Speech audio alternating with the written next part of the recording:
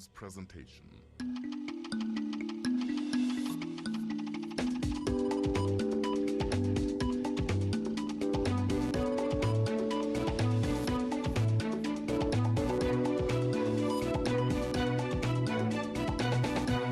Good evening and welcome to Interface here on SABC 2. My name is Thembi Samachele, and tonight we are coming to you live from the Nelson Mandela Center for Memory, and this is where That Does Life is immobilized in a permanent exhibition celebrating his life and times, from the times that he spent at Robben Island. There's so much rich history here. There are letters that he smuggled in his own handwriting out of Robben Island. There are notes that he took in his handwriting, the stacks and stacks of the books that he read, and in fact over there across from me is the office where he spent most of his time after he retired from political life in 1999. So if you have not been able to come through to Houghton, Johannesburg, to come and view for yourself this exhibition, please do so as we mark 1 year on after Tata's death. And we ask the question on Interface, how can you and I live out this great man's legacy? And we're going to be asking our guests from the various institutions, from the Nelson Mandela Center of Memory and also from the Nelson Mandela Children's Fund, and various political analysts that are going to be coming through to weigh in on the question, what can we do to make sure we carry out the legacy of Utata Nelson Rolihlahla Mandela?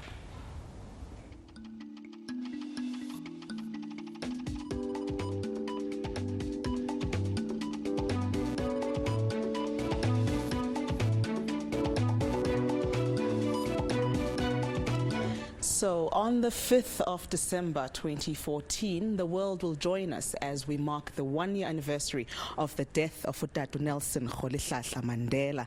Uyemyemo Ngqolomsila uSophicho Madiba sisithi Ada Libunga, 1 year on. So as you'll remember, after his passing, there was a flood of messages that came through, tributes from all over the world, messages coming through of condolences. So what the Nelson Mandela Center for Memory has done is they've taken all of those messages, they've put them in an exhibition called In Tribute to Nelson Mandela, and that is the backdrop of our program tonight here on Interface. And tonight, as we look back at his legacy, as we look back at what he has done, we're joined in studio by our guests who are going to be telling us a little bit more about how we can live out his legacy.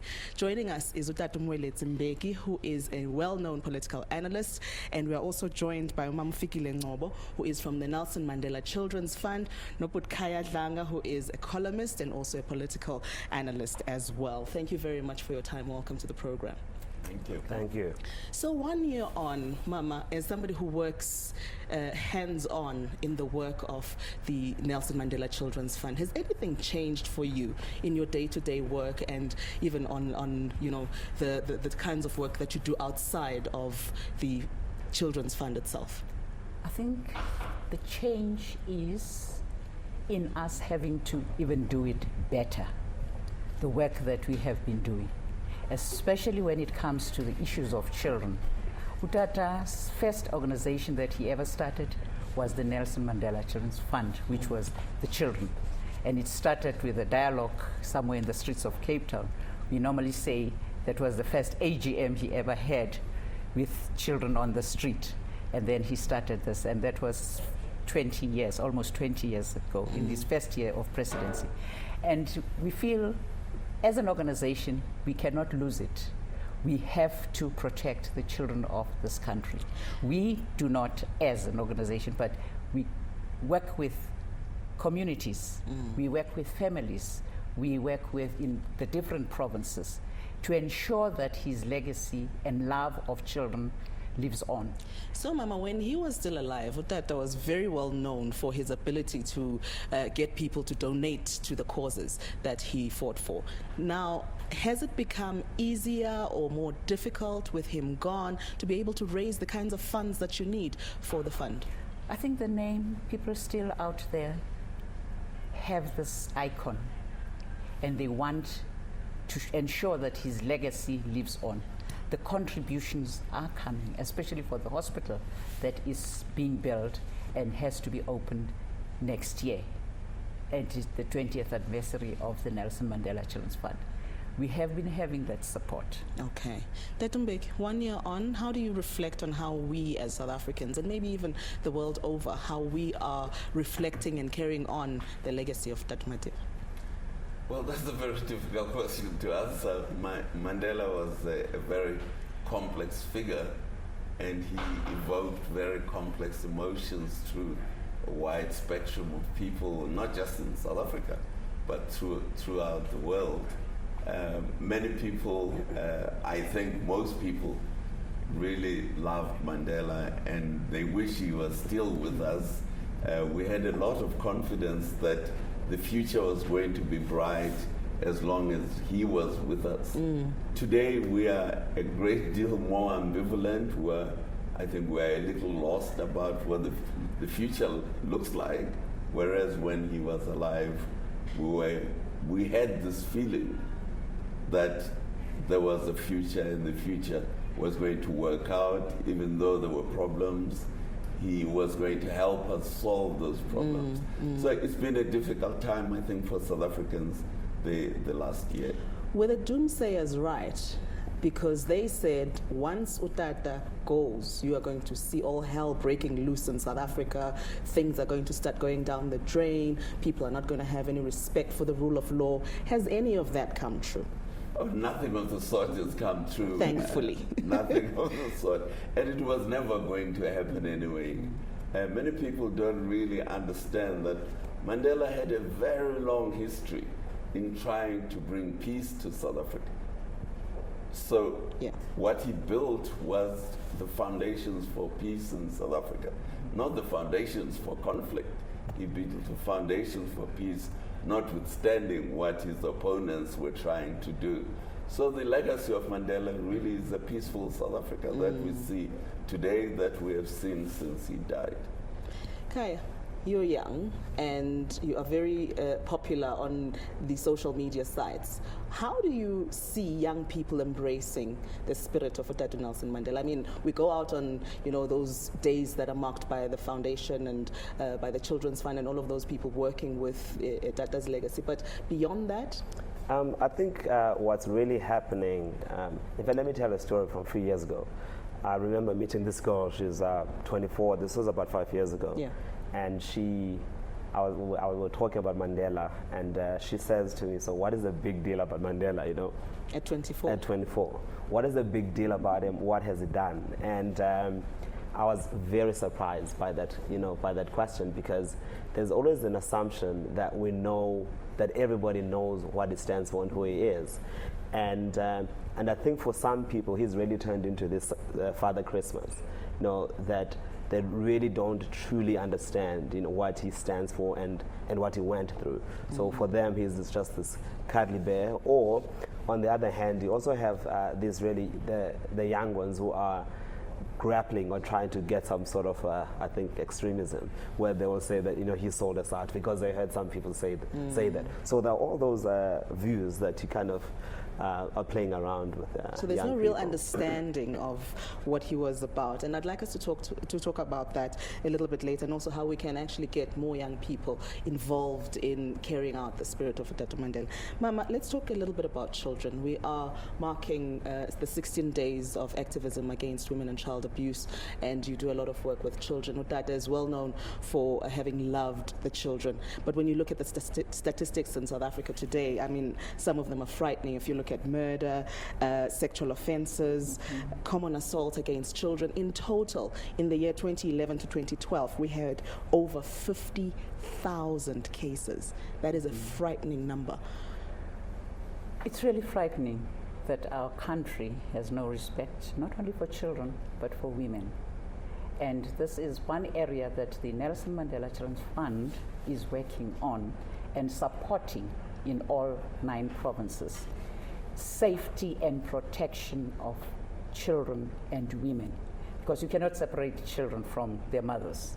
And because of the nature of, the abuse of women, the crimes against women, the violence in the homes, the programs that the organization is supporting focuses on that. Are There's we making also- any headway, Mama, though? Are we making any real inroads, considering the numbers that we're seeing? The system, I think the legal systems fail us in many ways. The legal system, because even where the perpetrators are being traced, you find that they come out free. I mean, we had the case of Deep Stewart last year, where 3 very little children were killed. But fortunately, the perpetrator was caught and the perpetrator was sentenced. But many cases, they come, you look at the Boksburg issue, it's saddening that a child could be dragged for so many kilometers and then suddenly it's said there's no evidence. But the work goes on because the vision of the fund, the Nelson Mandela Children's Fund, is ensuring that communities, the society treats its children differently, treats its children with dignity and respect. In fact, Mama, there's a beautiful quote by the United Nations. They say, a better society will and must be measured by the happiness and the welfare of its children. And it was used by the United Nations. It's one of Madiba's quotes, and it really embodies the spirit of what we're talking about today. And we've got to take a short break. When we come back, we continue with this conversation. Remember, if you would like to take part, you can find us on Facebook at Interface on SABC2 or on Twitter at Tembisa Mahelo at Interface on SABC. To stay with us.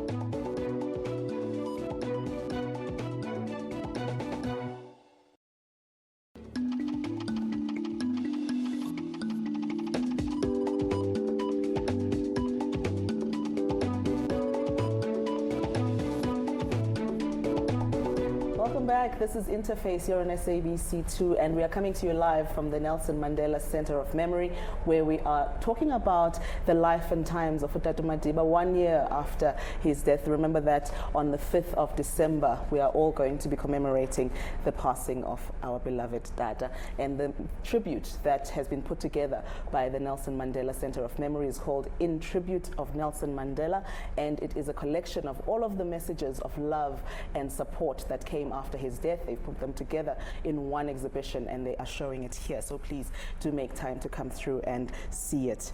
Now we are talking in the studio with Utatu Mbeki, who's a political analyst, and also Umamufikile Ngobo from the Nelson Mandela Children's Fund, Noputkaya Dlanga, who's a columnist. And we're just reflecting on how you and I can take forward the legacy of Utatu Madiba. If you want to give us your thoughts, remember you can do so on social media. Utatu Mbeki, when you look at the values that are associated with Utatu Madiba, they're very much the values that are enshrined in the Freedom Charter, are they not? How far are we as a country from those values that are in the Freedom Charter? Well, again, this is a long story. Yeah. We've gone quite a long way. There's, for example, on education, which is a very important part of the Freedom Charter. On culture, that's another important part of Freedom Charter. Almost every child who is supposed to be at school when they reach the age of 7 do go to school in South Africa. Now, what happens after that is another matter, but they do. We almost have 100% attendance at school at the beginning of the school age for children. One of the most important part, of course, or the most talked about part of the Freedom Charter was its economic section, which called for the takeover, the breakup of the monopolies that controlled the mines and the banks. This obviously hasn't happened, but many people don't understand what that was all about. Mandela, in fact, in 1956, explained that the purpose of breaking up these monopolies was to create competition so that black business people could participate in the economy without being locked out by the monopolies in mining. Just on that point, if you look at what's happening in South Africa today, if you read the newspapers, if you consume the news, you almost get the sense that we are doing so badly. We are flunking on every level when it comes to the economic empowerment of the masses of South Africans, that we are not doing very well on education and all of these things. Are we being too hard on ourselves, or are we rightfully reflecting on the mistakes that are being made? I think South Africans are right to be critical of what is being achieved, because if you are not critical of what's being achieved, you will never get improvement. So I think we should shout even more than we are shouting. Even more. And demand even more improvement, not just from the government, but from business, from NGOs like Fikile's organization. We have to demand perfection. If you don't demand perfection, you will never get good performance. Your thoughts, Kaya, on how we are doing as a country, on how we are getting closer or not to actually reaching the ideals of the Freedom Charter? I think that the ideals of the Freedom Charter is not something that we can absolutely achieve. And I think for me this is a great thing, because it is a constantly evolving thing, and we're constantly attempting to achieve all, because it will never be perfect. I think it's just like the legacy, I think, of Madiba, which as time goes on, his own legacy and how people see him will continue to evolve, and we're going to have different perspectives.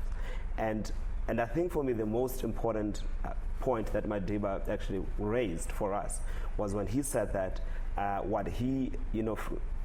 the role of having freedom is the fact that for those people who achieve it, those who have it, is to extend it to others for future generations. And so the question is, now that he's gone and we are now the following generation, what are we doing to extend the freedoms? I mean, all of that sounds great when you're talking about it, but let's look at it practically. Yeah. What are we talking about when we talk about living out his legacy and extending those values of the Freedom Charter? What are we expected to do? No, for me, I think that, for example, the point that the EFF, for example, has been raising, and it's a point that I think most black South Africans agree with, but maybe not the manner in which they are raising it, is the point about economic freedom. So we've achieved political freedom. So what do we need to do to get to this point of economic freedom? And it feels to a certain degree that we are not really being forceful enough with business to make sure that big business, which is big white business, is actually playing its part in ensuring that those freedoms are actually being extended. And for me, I think that is the issue that we are really not we're not focusing on. Right now, we are really focusing quite a lot on the political system, and while on the other hand, the pie for the capitalist class just keeps getting bigger, and for the rest of us, it isn't. Mamfiki, when you hear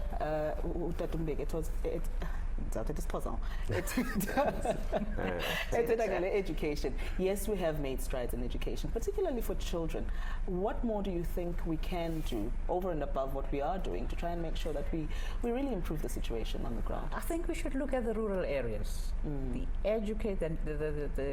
the schools in rural areas really needs to be addressed by government, as much as we say by communities, but government needs to. We still have schools in rural areas where there are no latrines for children. Children fall into latrines.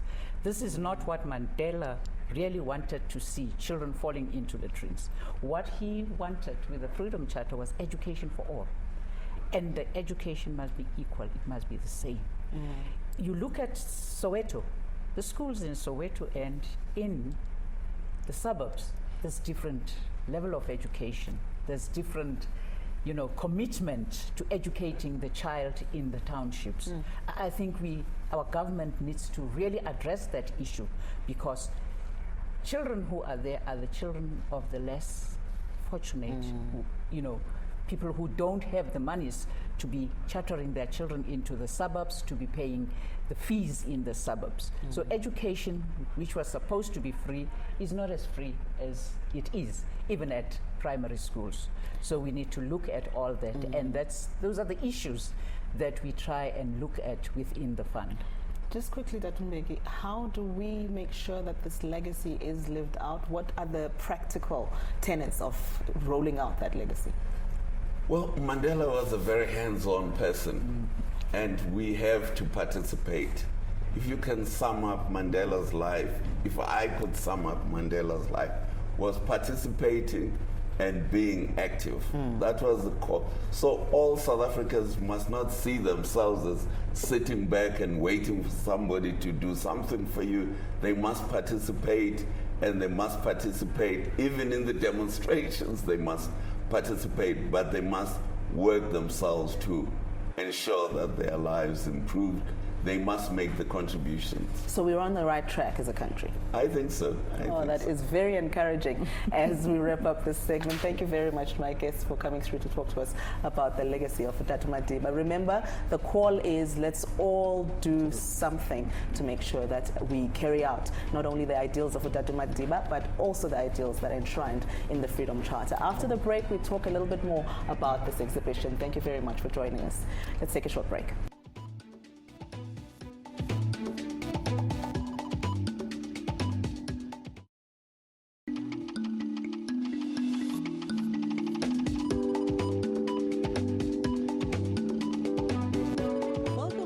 We are coming to you live from the Nelson Mandela Center of Memory, where we are talking about Tata's life 1 year after the anniversary of his death. And we're standing curiously next to a telecom booth, and I'm joined right now by Vern Harris, who is from the Nelson Mandela Center of Memory. He's going to tell us a little bit more about the exhibition and about particularly this public telephone. Thank you very much for joining us, Vern. Welcome to the program. Great pleasure.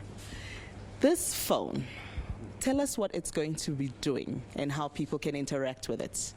Well, you might remember last year when Madiba was ill, a partnership was created between SABC, the foundation, and Telkom to enable people to phone in their messages of support, and then after Madiba passed, messages of condolence and tributes, and thousands came in.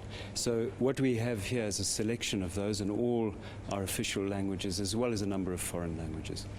That is such a beautiful idea. And it's part of a number of activities. It's not just the exhibition that's happening as you mark the anniversary, is it? No, we'll be doing several things. On the 6th, we'll have a tribute to Madiba by artists.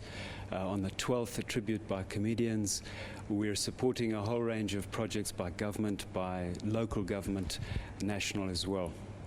When we were talking with our guest earlier about how we, as ordinary South Africans, can live out the legacy of Dr. Madiba, and I was challenging them, saying it's very easy to say, you know, just carry out the spirit of the Freedom Charter, carry out the spirit of Madiba, but for the ordinary person, what exactly are they expected to do? Well, we debate what Madiba's legacy is, but I think ultimately his legacy is the future that we are making. And I think some of the participants were saying we need to contribute, but I think we need to be frank. Madiba taught us to be frank, is that we have to change the structures of power. We have to address the resilient patternings of apartheid that we still live with. Yeah. And we have to do the practical work that will enable Madiba's dream of a truly free South Africa to be realized. On a day-to-day basis, is it about getting involved in the activities that are set up, or is there another way that we can enshrine all of these values into our daily lives? I think the bottom line is we have to hold institutions of power accountable. And those institutions can be government, state, but they're also big business and in civil society. Well, thank you very much, Finn. Thank you for talking to us, and good luck with this exhibition. I think at the end of the day, what encourages me, and I hope encourages you too, is the fact that we are on the right track as a country. We're not going down the tubes, and we are not going to end up like other states that have seen their democracies crumble. So I'm encouraged by that. Thank you very much. Make sure you make the time to come down and see this exhibition. Come and pick up this telephone and hear some of these messages of support to Dr. Nelson Mandela. And let's make sure that we do our bit to live out his legacy and the legacy of the Freedom Charter. Good night.